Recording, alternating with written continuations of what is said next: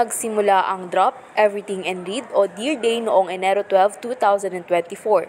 Ang inisyatibong ito ay naglalayong bigyan ang mag-aaral ng pagkakataong makisali sa independyenteng tahimik na pagbabasa ng kanilang gustong materyal.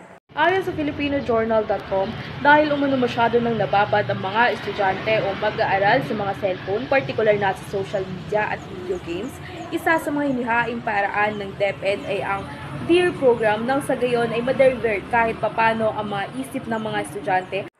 Ang Catch-Up Fridays ay idinisenyo upang palakasin ng pundasyon, panlipunan at iba pang nauugnay na mga kasanayan na kinakailangan upang maisakatuparan ang layunin ng kurikulum ng batayang edukasyon sa pamamagitan ng pagtugon sa pagpapaunlad ng mga kasanayan sa pagbabasa, kritikal na pag-iisip, analitikal at pagsulat ng mag-aaral.